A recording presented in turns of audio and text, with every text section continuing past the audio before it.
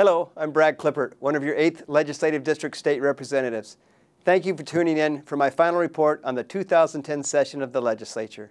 As we headed toward the final hours of the scheduled 60-day session, it became clear that we were not going to wrap things up on time and avoid a special session. The chairman of the Senate Democratic Caucus has predicted an overtime session of a week to 10 days, and the cost to the taxpayers for the extra innings will be approximately $18,000 a day. That leaves me frustrated and disappointed. Admittedly, much remains to be done, but it's also clear to me that we could have accomplished our responsibilities on time if the majority party had shown strong leadership, discipline, and engaged in a more bipartisan, collaborative way at the very beginning of the session. The principal objective concerns the final budget writing process and how broad a tax increase the majority party will demand to bridge the state's $2.7 billion shortfall. Despite the clearly stated opinions of Washington citizens, the majority in the House and Senate insisted on pushing proposals that could lead to the largest tax increase in this state's history. Here's what's on the table.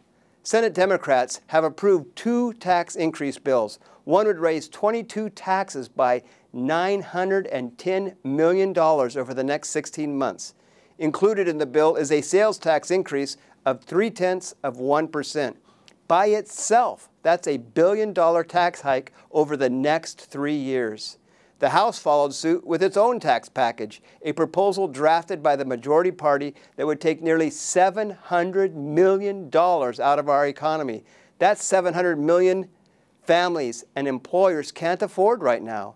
Among its provisions, the House plan would increase taxes on home mortgages, spread the sales tax to bottled water, candy, and custom software, increase the excise tax on private aircraft, and impose higher business and occupation taxes on employers.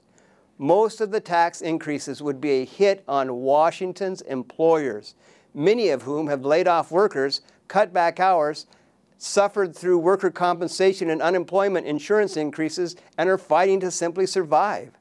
The message from my constituents, people just like you, has been straightforward and clear.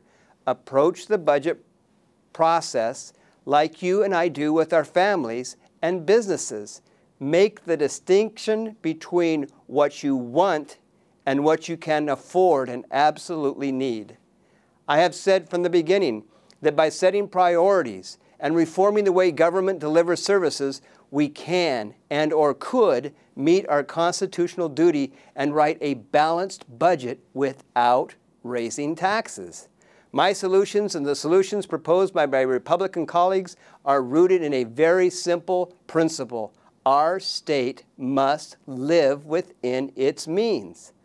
Unfortunately, the majority party ignored our suggestions and ignored the voice of Washington citizens. It's hard to predict what the final tax package will look like after House and Senate Democrats meet to work out their differences. And how soon we'll be able to bring this to a conclusion is anyone's guess right now. But it's safe to assume that we're looking at the prospect of the biggest tax increase in state history. And that's a bitter pill for the vast majority of families and employers in Washington state. I wish I had better news, but be encouraged. All is not lost.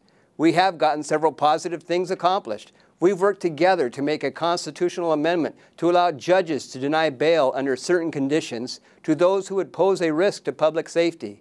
We've strengthened the law against those who would aid and abet in felonious acts.